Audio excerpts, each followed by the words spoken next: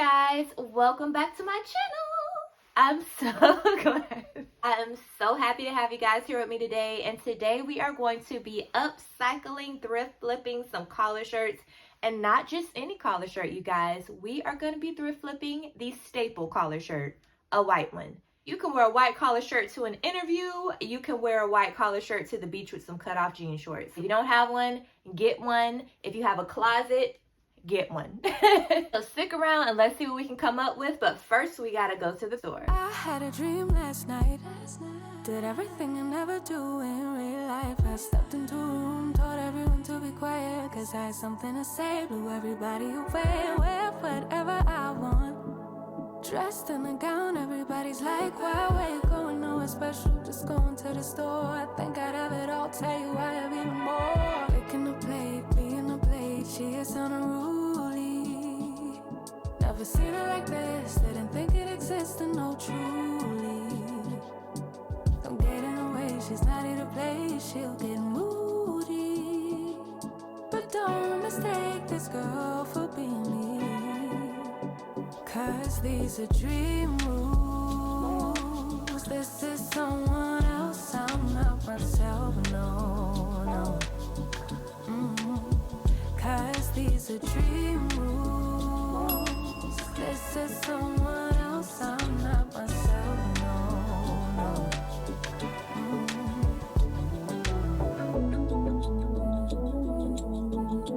Living in my dreams all night. Living in my dreams all night. Living in my dreams all night. So we're back home now, and this is the stuff that I picked up. So I got that fabric from Hobby Lobby.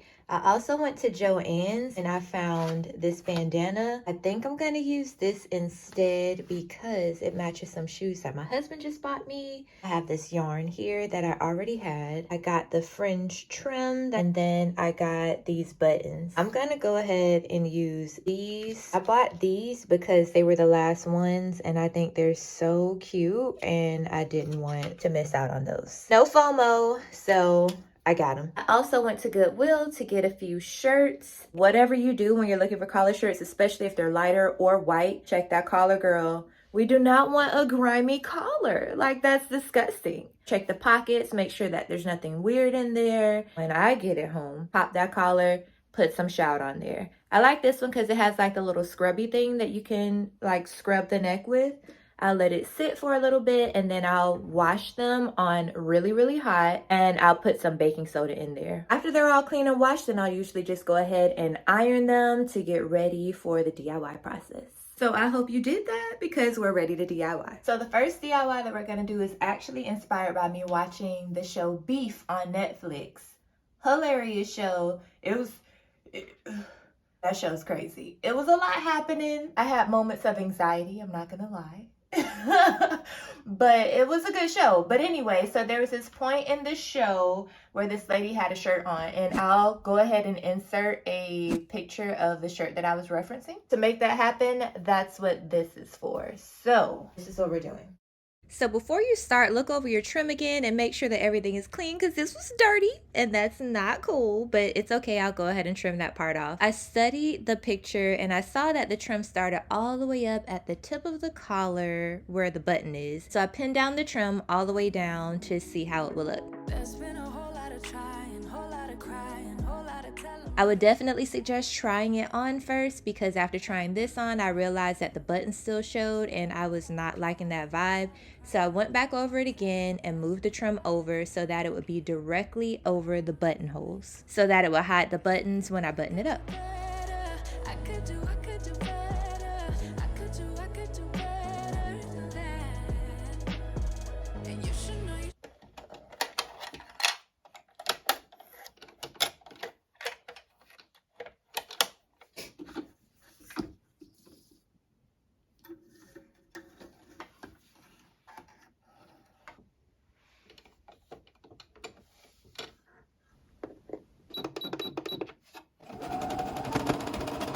Here you can see me sew, and I'm going to stop each time I get to the pin because I use the pin as a marker to know where the buttonhole was going to be. lift up my presser foot, and then I skipped over that part and started sewing again. You can do this by hand. You can even glue it down too if you want to do a no-sew version. My next DIY thrift flip upcycle collar shirt, because YouTube listens to the words you're saying for optimization while you're playing your video. It's gonna be super easy. We're just gonna go ahead and take the pocket off with a seam ripper. We're gonna make sure to keep that pocket because we're gonna be using it as a template for this bandana. Now, I don't know why they like package products this kind of way, but it was like gonna take a grenade to open this. It was an industrial stapler or something, like I don't know, but I finally almost broke my nails like down to the bone. And I finally got it off. Here I'm moving the template around because I'm trying to decide what design I want to have on the pocket. Don't cut it out at an angle on this bandana because it'll make it too stretchy. It's on the bias. So make sure that you choose one that's like a 90-degree angle to whatever you're cutting it out at. I decided that this looked good to me, so I put a pin in it, and I'm just gonna cut out about a 1/2 inch around it. Now I'm just folding over and pressing down the edges with an iron so we can make an exact replica of the pocket. I'm doing this on my very raggedy ironing board. I would definitely suggest having a raggedy ironing board for all crafts because it's gonna get messy, and you guys can see it's not cute, but it's okay. It's for crafts. It's for crafts. Before you add the new pocket back on, go ahead and get a lint brush or tape or something and remove those extra threads from off of your shirt. We're going to go ahead and place that new pocket where the old pocket was, pin it down, and we'll sew it back on.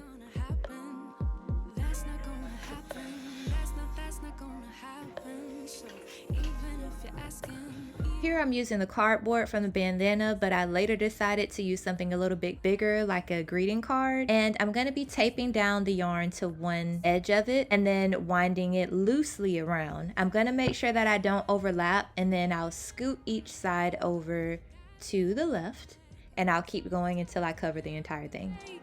Once you've completely wrapped your yarn, get a piece of tape, and then I'm going to tape half of it on the front and half of it on the back, kind of like folding it over the top. Then I'm going to try to slide it off of the card. I was hoping this would work, you guys. I kind of taped it over like a little clamp. I slid it off of the card, and that was going to create the fringe.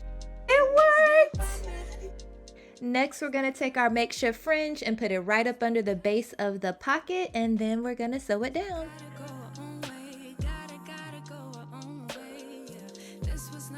Okay, got a little bit of a fail moment. I actually meant to just sew the bottom part and then fold this down so that I could cut off the tape.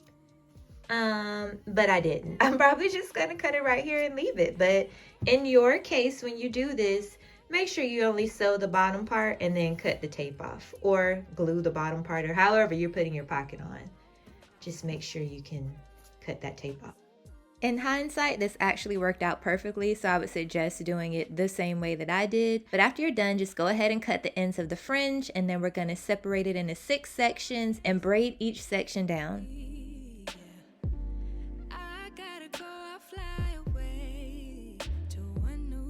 I used some of the extra yarn that I had left over to tie off the braid at each end so it didn't unravel. This next shirt is the easiest one out of all of them. Essentially, we're just removing all of the buttons. I'm using a seam ripper because it's way easier, but just take all of the buttons off, and then we're just going to be replacing them with nicer buttons. But because I am subtle and a little extra at the same time, we're going to be putting a little spin on it. First, we're going to just replace the top button. You can sew the buttons on by machine or by hand. I was going to show you on the machine, but I couldn't find my button foot, so I wound up doing it by hand. So what we're going to do here is just add a button to where you normally like to open your shirt at, and we remove the rest of the buttons. We're going to take the under panel here. We're going to tuck it inside of our pants like that. We're going to take this flap and also tuck it inside of our pants.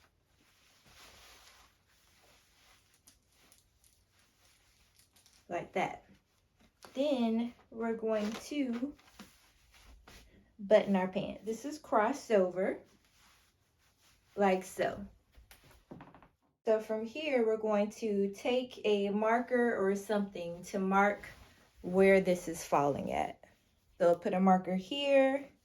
We'll also put a mark here. And then we're going to sew the buttons right there. So essentially things will be looking like this, and it'll give some interest to what is normally a regular shirt.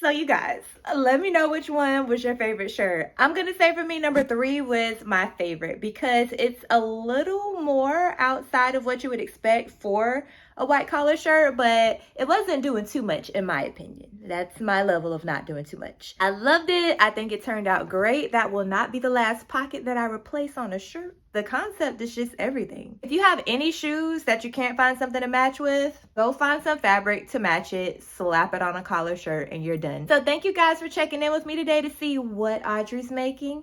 And I will see you guys in the next video. And don't forget to comment below and let me know which shirt was your favorite. I'll see you guys in the next one. Bye.